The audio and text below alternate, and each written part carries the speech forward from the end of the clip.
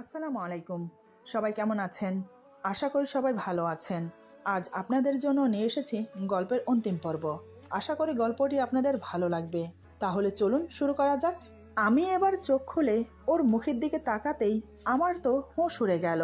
তিশা আমার দিকে meet meet করে তাকিয়ে আছে। ওকে তাকিয়ে থাকতে দেখে আমি তো অবাক। আমি হঠাৎ ওর দিকে তাকিয়ে ভয় পেয়ে হাঁ করে চিৎকার দিয়ে ছেড়ে দিলাম। আমি ওর চোখ খোলা দেখে সত্যি ভয় পেয়েছিলাম।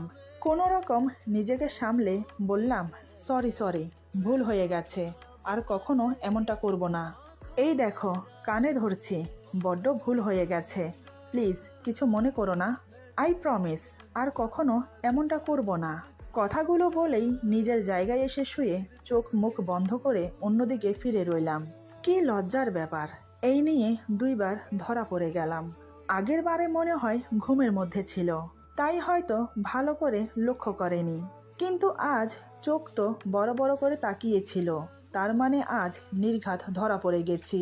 কি লজ্জা, কি লজ্জা, লজ্জায় যেন আমার মাথা কাটা যাচ্ছে। এভাবে যে ওর সামনে ধরা পড়ে যাব এটা আমি কল্পনাও করিনি। লজ্জায় অপমানে মাথা হেট হয়ে যাচ্ছে। কি ভাবছে ও আমাকে এখন? তিশা বেশ কিছুক্ষণ আমার দিকে তাকিয়ে রইল, কিন্তু কিছু বলল না। সেও চুপচাপ ঘুমিয়ে গেল। আমি তো ভেবেছিলাম আমাকে অনেক কথা শোনাবে, কিন্তু এ কি, ও তো চুপচাপ ঘুমিয়ে গেল। নিশ্চয়ই অনেক রাত দেখে কিছু বলেনি, কাল সকালে নিশ্চয়ই বলবে, কিন্তু কি উত্তর দেব মাথায় কিচ্ছু আসছে না। এভাবে নানান কথা ভাবতে ভাবতে ঘুমিয়ে গেলাম। আজ সকালেও তিশা আমার আগে ঘুম থেকে ওঠে, ওয়াশরুমে গিয়ে ফ্রেশ হয়ে তারপর নিচে চলে যায় রান্নাঘরে। আমার জন্য চা বানিয়ে নিয়ে আসে উপরে। আমি তখনও ঘুমোচ্ছি। তিশা চা হাতে নিয়ে আমার সামনে দাঁড়ায়। বেশ কিছুক্ষণ আমার ঘুমন্ত মুখের দিকে তাকিয়ে মুচকি একটা হাসি দিল।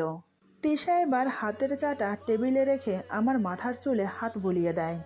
বেশ কিছুক্ষণ আমার মুখের দিকে তাকিয়ে থেকে ডাকতে লাগলো, এই যে শুনছেন, সকাল হয়ে গেছে, আপনার চা নিয়ে এসেছি, তাড়াতাড়ি উঠুন, নয়তো ঠান্ডা হয়ে যাবে। আমি ঘুম থেকে উঠে আড়মোড়া ভেঙে বললাম, গুড মর্নিং। তিশা বলে, গুড মর্নিং, চাটা খেয়ে ফ্রেশ হয়ে নিচে আসুন, আমি নাস্তা রেডি করছি। এই বলে তিশা আমার হাতে চা দিয়ে চলে গেল। তিশা চলে যাওয়ার পর হঠাৎ আমার মনে পড়ল কাল রাতের কথা। জানি না কি হবে, পরে দেখা যাবে। আমি চাটা খেয়ে ফ্রেশ হয়ে নিচে নেমে এলাম। এদিকে তিশা আমার জন্য নাস্তা বানিয়ে টেবিলে সাজিয়ে রেখেছে। আমি আজও ওর চোখে চোখ মেলাতে পারছি না। আমি একটা চেয়ার টেনে মাথা নিচু করে বসলাম। অন্যদিকে তিশা আমার কাণ্ড দেখে মুচকি মুচকি হাসছে। তিশা বেশ বুঝতে পারছে কাল রাতের ঘটনার জন্য আমি লজ্জা পাচ্ছি, কিন্তু কেন? আমি তো ওনার স্ত্রী, উনি চাইলে আমাকে আদর করতে পারে, তার জন্য এত লজ্জা পাওয়ার কি আছে? কথাগুলো মনে মনে ভেবে তিশা বলে, কি ব্যাপার, আপনি এভাবে মাথা হেট করে বসে আছেন কেন, কি হয়েছে? আমি বললাম, না মানে ইয়ে। তিশা হঠাৎ বলে, তা কবে থেকে এসব চলছে? আমি বললাম, মানে? তিশা বলে, মানে কাল রাতে যা করেছেন সেগুলো কবে থেকে চলছে? এর আগে কয়বার এমন করেছেন আমার সাথে? আমি বললাম, সরি, ভুল হয়ে গেছে আমার, আর কখনো এমনটা করব না। তিশা বলে, কাল রাতেও তো এই একই কথাই বলেছেন, কিন্তু আমি আপনাকে জিজ্ঞেস করছি কবে থেকে চলছে এসব, এর আগে কয়বার এমনটা করেছেন? আমি কোনো কথা বলতে পারছি না, কি বলবো? এর আগে কয়বার ওকে জড়িয়ে ধরেছি, কয়বার ওকে আদর করেছি, মনে আছে নাকি? আমি তো হিসাব রাখিনি। যখন মন চেয়েছে তখনই তো জড়িয়ে ধরেছি, আদর করেছি, এখন কি বলবো? তিশা বলে, কি হলো, কথা বলছেন না কেন? সত্যিটা বলবেন নাকি এভাবে চুপচাপ বসে থাকবেন? আমি বললাম, জানি না। তিশা বলে, কি জানেন না? আমি বললাম, ইয়ে মানে কয়বার তোমাকে জড়িয়ে ধরেছি সেটা। তিশা বলে, ও, তার মানে হিসাব নেই, তাহলে তো ধরে নিতে হয় অনেকবার, তাও আবার চুরি চুরি চুপে চুপে, কি তাই তো? আমি আবার মাথা নিচু করে চুপ করে আছি। এই কথাগুলোর উত্তরে কি বলবো আমি? আমার পরিস্থিতি দেখে তিশা বেশ বুঝতে পারছে কালকের ভুলের জন্য আমি অনুশোচনায় ভুগছি। এটা দেখে ওর মুখে মুচকি হাসি। তিশা এবার আমাকে স্বাভাবিক করার জন্য একটা চেয়ার টেনে আমার সামনে বসে। বেশ কিছুক্ষণ আমার মুখের দিকে তাকিয়ে থেকে বলে, আচ্ছা আমি আপনার কি হই? আমি বললাম, তুমি আমার স্ত্রী। তিশা বলে, তাহলে নিজের স্ত্রীর কাছে এত লজ্জা কেন? আপনার তো পুরোপুরি অধিকার আছে আমার উপর, নাকি? তাহলে কেন মিছে মিছে সংকোচ করছেন? আমি বললাম, কিন্তু আমি যে তোমার থেকে অনুমতি নেইনি। তুমি আমার থেকে সময় চেয়েছ, সময়ের আগে আমি এমনটা করে ফেলেছি। কিন্তু বিশ্বাস করো, আমি শুধু তোমাকে জড়িয়ে ধরে কয়েকটা চুমো দিয়েছি, আর কিছু করিনি। আমার এ কথা শুনে এবার তিশা লজ্জা পেল। সরাসরি মানুষ এভাবে সব কিছু ভেঙে বলে, একটু লজ্জাও নেই। তিশা মনে মনে কথাগুলো ভাবছে। এবার সে মাথা নিচু করে বসে আছে। আমি বললাম, সরি, আর কখনো তোমার অনুমতি ছাড়া এমনটা করব না। তিশা বলে, বারবার সরি বলছেন কেন? আমি কিছু মনে করিনি, তবে এর জন্য শাস্তি পেতে হবে। আমি বললাম, কি? তিশা বলে, আজ আপনি অফিসে যাবেন না, আজ আমাকে নিয়ে বাইরে ঘুরতে যেতে হবে। বিয়ে হয়েছে পর্যন্ত কখনো কোথাও নিয়ে গেছেন আমাকে? সারাক্ষণ সময় কাটছে এই চার দেয়ালের মাঝে।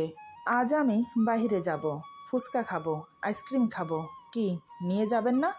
আমি তো ওর একটার পর একটা আবদার শুনে হাঁ করে আছি, সাথে বেশ অবাকও হয়েছি। আজ ও নিজে থেকে আমাকে বলছে ও আমার সাথে বাইরে যাবে। আমার যেন বিশ্বাসই হচ্ছে না।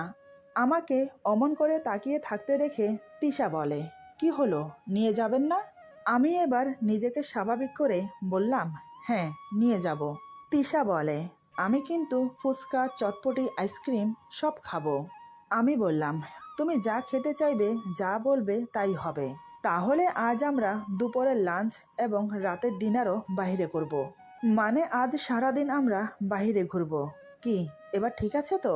তিশা বলে, জানি না ও কতটুকু খুশি হয়েছে আমার কথা শুনে, তবে আজ আমি অনেক খুশি। এদিকে তিশা আমার জন্য নাস্তা প্লেটে বাড়ছে। টেবিলে শুধু একটা প্লেট। এটা দেখে আমি অবাক হয়ে বললাম, কি ব্যাপার, তুমি নাস্তা করবে না? তিশা বলে, করব। আমি বললাম, তাহলে বসে পড়ো, একসাথে করি নাস্তা। কিন্তু তোমার প্লেট কই? তিশা আমার দিকে তাকিয়ে বলে, আমরা আজ থেকে এক প্লেটে খাবো। কথাটা শুনে আমি তো হতবাক হয়ে ওর মুখের দিকে তাকিয়ে আছি। আমাকে অবাক হয়ে তাকিয়ে থাকতে দেখে তিশা বলে, অমন করে কি দেখছেন? দেখুন, এখানে অবাক হওয়ার কিছু নেই। আপনিই তো বলেছেন যে আমার সাথে এক প্লেটে খাবার খেতে চান, তাহলে এখন আবার অবাক হচ্ছেন কেন? আমি কিছু বলতে পারলাম না, শুধু ওর মুখের দিকে তাকিয়ে আছি। ভেবেছিলাম কালকে রাতের ঘটনার জন্য হয়তো ও আমাকে ভুল বুঝে চলে যাবে, নয়তোবা সব কিছুর জন্য আমাকে দোষী করবে। কিন্তু না, এ তো আমাকে অবাক করে দিয়ে আমার মনের চাহিদাগুলো পূরণ করছে। হঠাৎ তিশা এক টুকরো রুটি ছিঁড়ে তার সাথে কিছুটা আলু ভাজি নিয়ে আমার মুখের সামনে ধরে বলে, এই নিন, হাঁ করুন।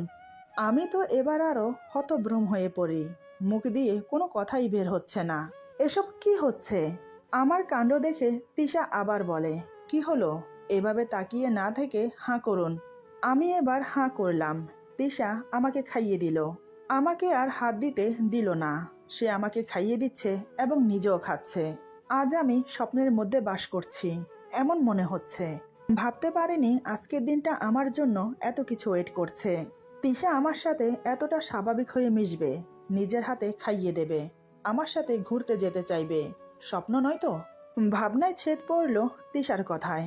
তিশা নাস্তা খেতে খেতে বলে, দেখুন, কাল রাতে আমি অনেক ভাবলাম। যাকে নিয়ে ভেবে আমি সময় নষ্ট করছি, আসলে সে তো আমার না। যদি আমার হতো তাহলে আমি তাকেই পেতাম, সেটা যে কোনো মূল্যে। কিন্তু আল্লাহ তাআলা আমার নসিব আপনার নসিবের সাথে লিখেছে, যেটা উপর থেকে নির্ধারিত হয়ে এসেছে। সেটাকে আমি এখন উপেক্ষা করব কি করে? যেটা অতীত সেটা নিয়ে না ভেবে যেটা আমার বর্তমান সেটাকে নিয়ে না হয় সুখে থাকি, তার মাঝে না হয় হারিয়ে যাওয়া ভালোবাসা খুঁজে পাওয়ার চেষ্টা করি। আমার প্রতিটা মুহূর্তের ভাবনায় আপনার অস্তিত্ব ফুটিয়ে তুলতে চাই আমি। কিন্তু হ্যাঁ, আমার একটা কথা আছে। আমি বললাম, বলো। আজ তোমার একটা কথা কেন, হাজারটা কথা আমি শুনতে বাধ্য। তিশা হঠাৎ করে আমার চোখে চোখ রেখে আমার হাতের উপর হাত রেখে বলে, আমাকে ওর থেকেও বেশি ভালোবাসতে হবে। এত ভালোবাসতে হবে যাতে ওর কথা আমার কখনো মনে না পড়ে, যাতে ওর কোনো অস্তিত্ব আমার মনে না থাকে। আমি ওকে ভুলে যেতে চাই পুরোপুরিভাবে। ওর মতো বেইমানের কোনো কিছুই যেন অবশিষ্ট না থাকে। আমি ওকে ভুলে যেতে চাই, মনে রাখতে চাই না আমি ওকে। এই বলে ডুকরে কেঁদে ওঠে। এত সহজে কি সব কিছু ভোলা যায়? বুঝতে পারলাম ওর দেওয়া আঘাত মেনে নিতে খুব কষ্ট হচ্ছে। এই মুহূর্তে আমার সঙ্গ ওর খুব প্রয়োজন। তাই আমি তিশার কথা শুনে আমি আমার চেয়ার আর একটু ওর সামনে নিয়ে বসি। আমার এক হাত ওর চুলের মধ্যে গলিয়ে দিয়ে ওর মাথাটা আর একটু কাছে নিয়ে এসে অন্য হাতে ওর চোখের পানি মুছে দিয়ে ওর কপালে গভীর একটা চুম্বন করে বললাম, তোমাকে আমি অনেক ভালোবাসি। আমি তোমাকে এত ভালোবাসা দেব যে ওর কথা কখনো মনে পড়বে না। তুমি কখনো নিজেকে একা মনে করো না। এই দেখো, এই তো আমি আছি। তোমার সুখে দুঃখে সবসময় আমি তোমার পাশে থাকব। কখনো তোমাকে ছেড়ে যাব না। বিশ্বাস রেখো আমার প্রতি। তবে তার জন্য আমাকে দূরে না রেখে তোমার কাছে আসতে দাও। আমি তোমার সব দুঃখ আমার ভালোবাসা দিয়ে মুছে দেব। আমি যে তোমাকে ছাড়া আর দূরে থাকতে পারছি না। খুব কষ্ট হয় আমার, তুমি জানো। এই বলে ওর কপালে আরো দুটো চুমো দিলাম।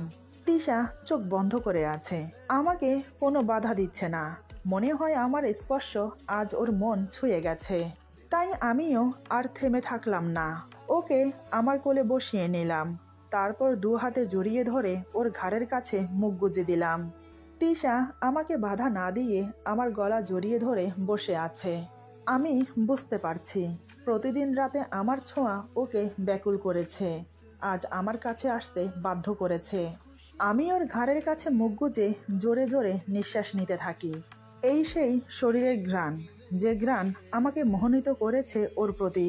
আমি মুখ তুলে তিশার মুখের দিকে তাকালাম। দেখি সে চোখ বন্ধ করে আছে, মুখে একটা লজ্জা লজ্জা ভাব। বেশ আকর্ষণীয় হয়ে উঠেছে ওর মুখটা। চোখের কোণায় এখনো জল চিকচিক করছে। ওর ঠোঁট জোড়া তিত্তির করে কাঁপছে। এবার আমি ধীরে ধীরে ওর ঠোঁটে আলতো করে একটা চুমো দিতেই সে আমার গলা শক্ত করে জড়িয়ে ধরে। বিদ্যুৎ চমকানোর মতো চমকে ওঠে। আমি এবার ওর কানের কাছে ফিসফিস করে বললাম, I love you, I love you too much. তুমি জানো আমি তোমাকে কতটা ভালোবাসি। এতটা ভালোবাসি যে যা বলে বোঝাতে পারবো না, কখনো হয়তো অনুভব করাতে পারবো না। কিন্তু তারপরেও আমি তোমাকে বড্ড বেশি ভালোবাসি।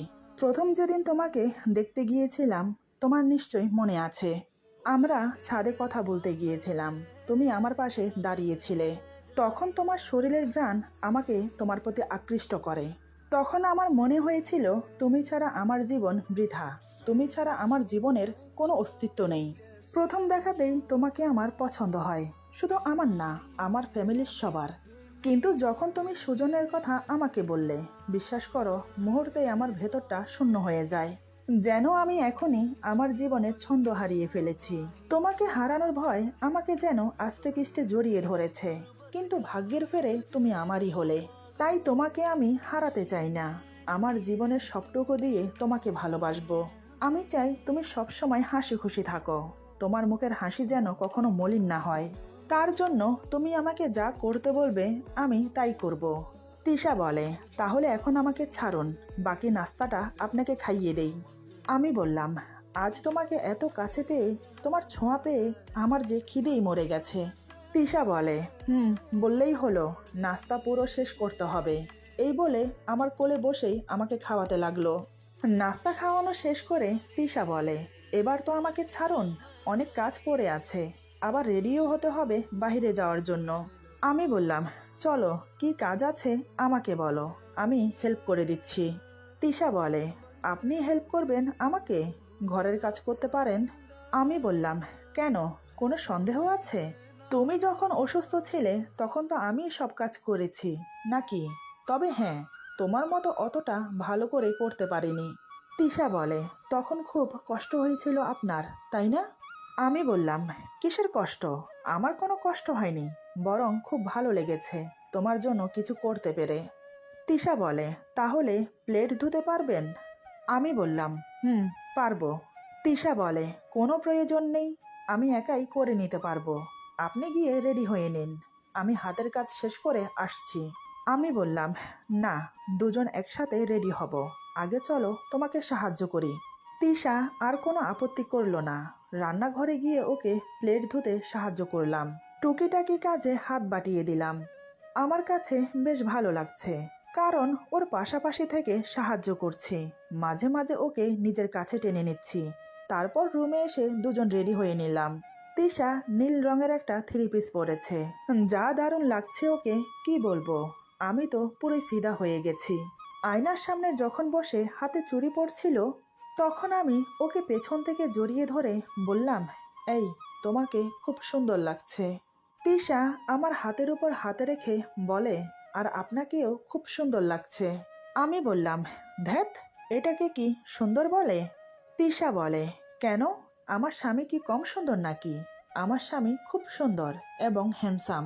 আমি ওর দিকে তাকিয়ে মনে মনে ভাবছি, আমি জানি তিশা, তুমি তোমার মনের দুঃখটাকে লুকোনোর জন্য আজ এতটা ফ্রি হয়েছ আমার সাথে। তুমি চাইছো আমার সাথে হেসে খেলে নিজের অতীত ভুলে যেতে। আমি তোমাকে এত ভালোবাসা দেব যা তোমার সব দুঃখ মুছে দেবে। এই বলে ওকে ঘুরিয়ে আমার দিকে ফিরিয়ে ওর ঠোঁটে ঠোঁট ডুবিয়ে দিলাম। বেশ কিছুক্ষণ পর ছেড়ে দিলাম। তিশার ঠোঁটের লিপস্টিক আমার ঠোঁটে লেগে গেছে। তিশা আমার ঠোঁটের দিকে তাকিয়ে হাসতে লাগলো। আমি বললাম, এই, তুমি হাসছো কেন, কি হয়েছে?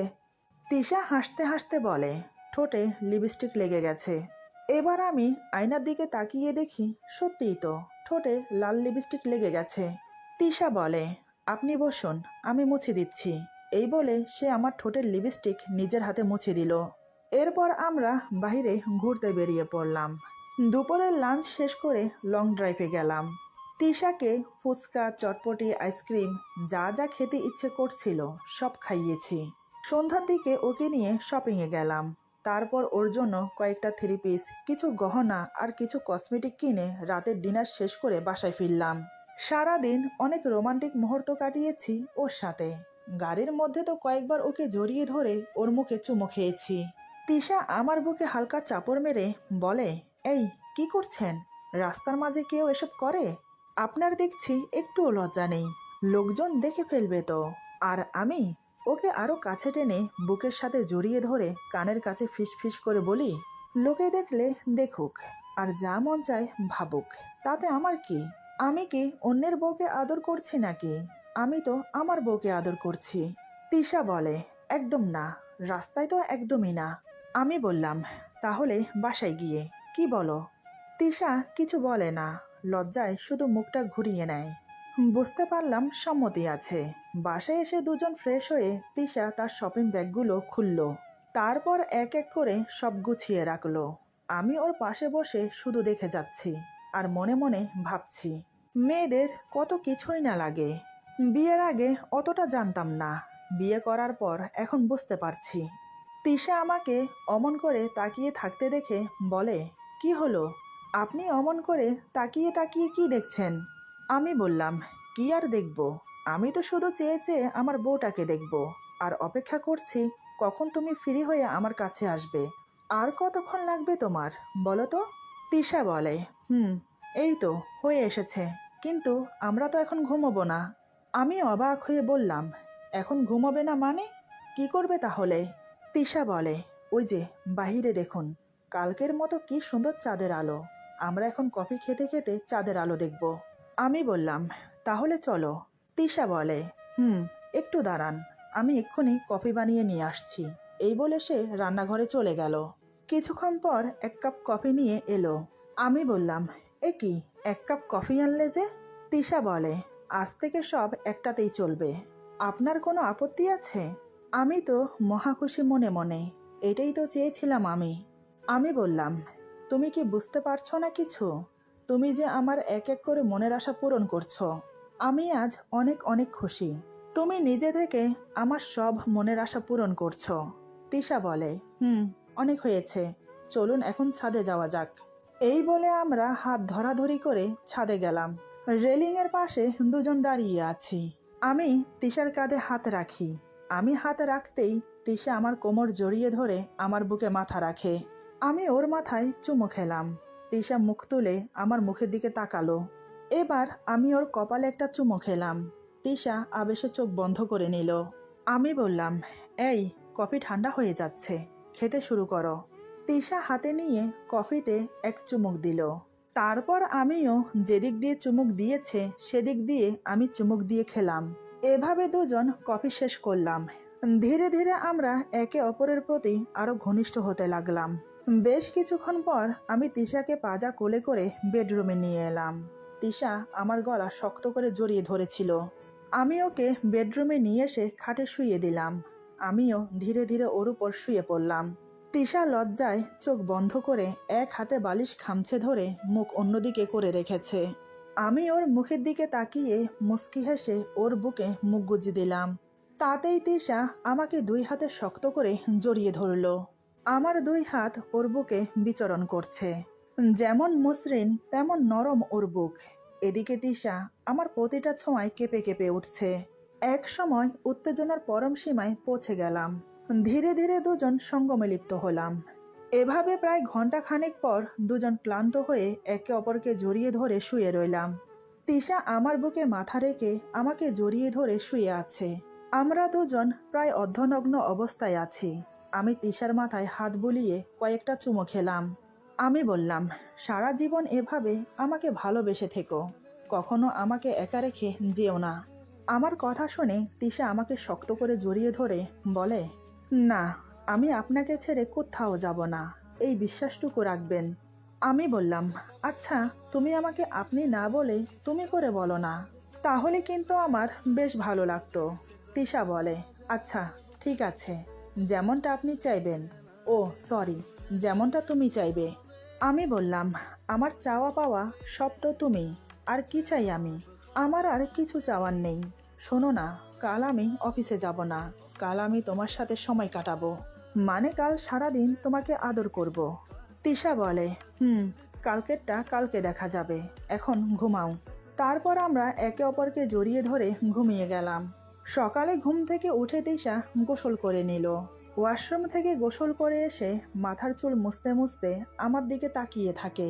তিশার মুখে আজ প্রশান্তির হাসি। তিশা আমার জন্য চা বানিয়ে নিয়ে এলো। আমাকে ঘুম থেকে ডাকতে লাগলো, এই শুনছ, তোমার চা ঠান্ডা হচ্ছে। আমি ঘুম ঘুম ভাব নিয়ে ওর হাত ধরে টেনে বুকের সাথে জড়িয়ে নিলাম। তারপর অপলকহীনভাবে ওর দিকে তাকিয়ে রইলাম। সে বলে, এমন করে কি দেখছো? হ্যাঁ? আমি কিছু বলি না। আমি সেই চোখের মাঝে আমাকে নিয়ে তার ভয়ানক সুন্দর ভালোবাসাকে দেখতে পাই। এমন ভয়ানক সুন্দর ভালোবাসাগুলোর মাঝে আমার জড়িয়ে থাকতে খুব ইচ্ছে করে। এমন মায়া মায়া ভালোবাসাকে আমার হারাতে একটুও ইচ্ছে করে না। এভাবেই পূর্ণতা পেল আমাদের ভালোবাসা। মাঝে মাঝে এমন করেও ভালোবাসা হয়। আজকের গল্প এখানে সমাপ্ত। অতি শীঘ্রই নতুন গল্প নিয়ে আসছি।